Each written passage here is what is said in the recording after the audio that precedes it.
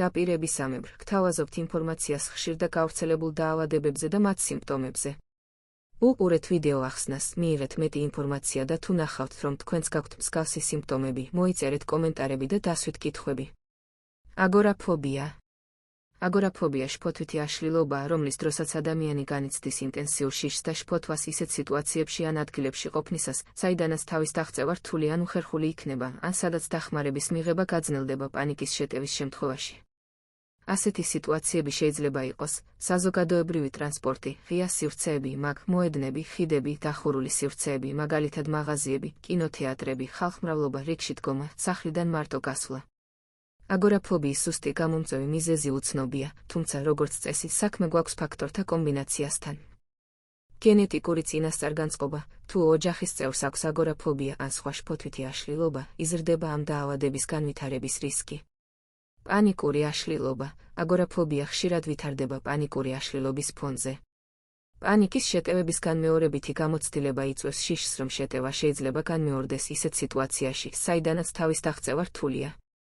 სტრესული ცხოვრებისეული მოვლენები, მძიმე სტრესმა, როგორიცაა ახლობლის დაკარგვა, ძალადობის მსხვერპლად გახდომა ან სხვა ტრავმული მოვლენა, შეიძლება ხელი შეუწყოს აგორაფობიის განვითარებას.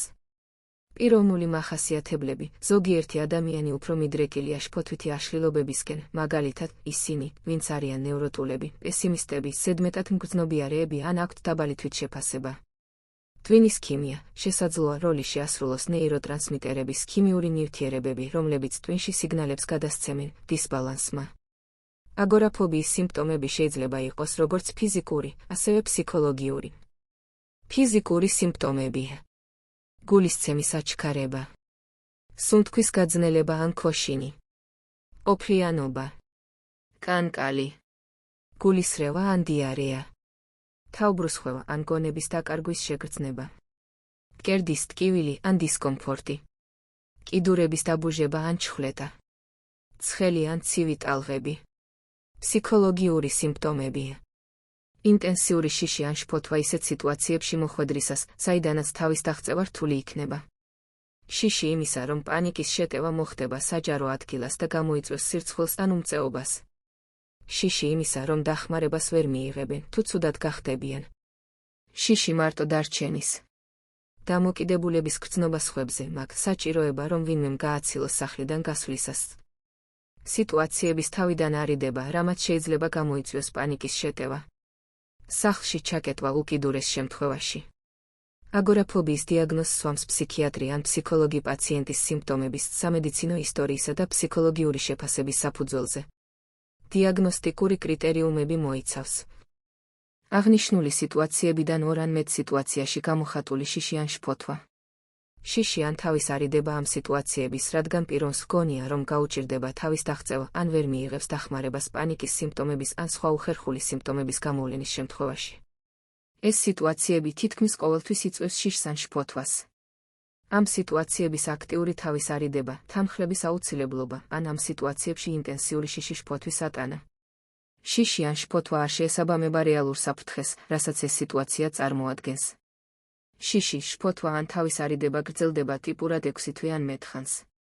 შიში, შფოთვა ან თავის არიდება იწვევს კლინიკურად მნიშვნელოვან დისტრესს ან სოციალური, პროფესიული თუ ფუნქციონირების სხვა მნიშვნელოვანი სფეროების გაუარესებას.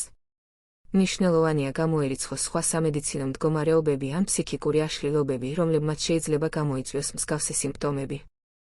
აგორაფობიის მკურნალობა, როგორც წესი, მოიცავს ფსიქოთერაპიას, მედიკამენტოზურ თერაპიას ან ორივეს კომბინაციას.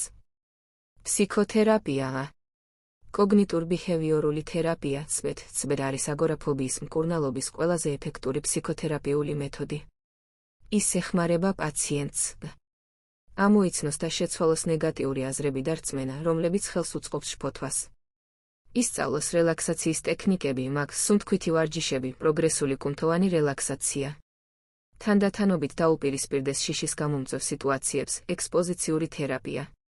ექსპოზიცია შეიძლება იყოს წარმოსახვითი, პაციენტი წარმოიდგენს საშიშ სიტუაციას, ან რეალური, პაციენტი რეალურად ხვდება საშიშ სიტუაციაში, თერაპევტის თანხლებით ან დამოუკიდებლად. სხვა ფსიქოთერაპიული მიდგომები შეიძლება გამოყენებული იქნას ინტერპერსონალური თერაპია, ჯგუფური თერაპია ან ფსიქოდინამიკური თერაპია, თუმცა მათი ეფექტურობა აგორაფობიის სამკურნალოდ ნაკლებად არის შესწავლილი, ვიდრე წრფის. მედიკამენტოზური თერაპია. სეროტონინის უკუმიტაცების სელექციური ინჰიბიტორები. ეს ანტიდეპრესანტები ხშირად გამოიყენება აგორაფობიის სამკურნალოდ, მაგალითად სერტრალინი, ფლუოქსეტინი, პაროქსეტინი, ციტალოპრამი. სეროტონინ ნორეპინეფრინის უკუმიტაცების ინჰიბიტორები. ეს ანტიდეპრესანტებიც შეიძლება იყოს ეფექტური, მაგალითად ვენლაფაქსინი, დულოქსეტინი. ბენზოდიაზეპინები. ეს საძილე დამამშვიდებელი საშუალებების სწრაფად ხსნის შფოთვას, მაგრამ მათი ხანგრძლივად გამოყენება არ არის რეკომენდებული, რადგან შეიძლება გამოიწვიოს დამოკიდებულება, ალპრაზოლამი, კლონაზეპამი, დიაზეპამი, ლორაზეპამი. ისინი გამოიყენება ხანმოკლე პერიოდით, მწვავე სიმპტომების შესამსუბუქებლად. სხვა მედიკამენტები, ზოგიერთ შემთხვევაში შეიძლება გამოყენებული იქნას ბეტა-ბლოკატორები, პროპრანოლოლი, ფიზიკური სიმპტომების, გულისცემის აჩქარება, კანკალი, შესამცირებლად, ან ტრიციკლური ანტიდეპრესანტები. მკურნალობის ოპტიმალურ მეთოდს არჩევს ექიმი პაციენტის ინდივიდუალური მდგომარეობის, სიმპტომების სიმძიმის, თანხლები დაავადებების და სხვა ფაქტორების გათვალისწინებით. ხშირად საჭიროა მედიკამენტოზური თერაპიისა და ფსიქოთერაპიის კომბინაცია. რჩევები. არ დარჩეთ პრობლემასთან მარტო, მიმართეთ ფსიქიატრს ან ფსიქოლოგს. ადრეული დიაგნოსტიკა და მკურნალობა აუმჯობესებს პროგნოზს. მიყევით მკურნალობის გეგმას, რეგულარულად მიიღეთ ექიმის მიერ დანიშნული მედიკამენტები და დაესწარით ფსიქოთერაპიის სესიებს. ისწავლეთ რელაქსაციის ტექნიკები, სუნთქვითი ვარჯიშები, პროგრესული კუნთოვანი რელაქსაცია, მედიტაცია და იოგა დაგეხმარებათ შფოთვის მართვაში. თანდათანობით დაუპირისპირდით შიშის გამომწვევ სიტუაციებს, დაიწყეთ მცირედით და ნელ-ნელა გაზარდეთ ექსპოზიციის ხანგრძლივობა და ინტენსივობა. შეინარჩუნეთ ჯანსაღი ცხოვრების წესი, იკვებეთ ჯანსაღად, ივარჯიშეთ რეგულარულად, გამოიძინეთ საკმარისად, მოერიდეთ ალკოჰოლს და კოფეინს, მათ შეუძლიათ შფოთვის გაძლიერება.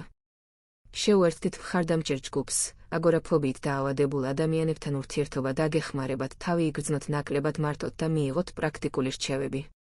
იყავით მომთმენი, აგორაფობიის მკურნალობა დროს მოითხოვს. ნუ დანებდებით, თუ მაშინვე არ იგრძნობთ გაუმჯობესებას.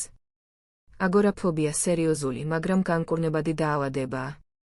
სწორი მკურნალობის და ცხოვრების წესის ცვლილებებით შესაძლებელია სიმპტომების მნიშვნელოვნად შემცირება და ცხოვრების ხარისხის გაუმჯობესება.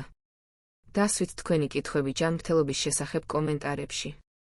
ასევე მოგწერეთ კომენტარებში, რომელ დაავადების შესახებ გსურთ მოგიმზადოთ ინფორმაცია. არ დაგავიწყდეთ გამოიწერეთ ჩვენი არხი, რათა შეიტყოთ უფრო მეტი სხვადასხვა გავრცელებულ დაავადებაზე და მათი მკურნალობის შესახებ. გისურვებთ ჯანმრთელობას.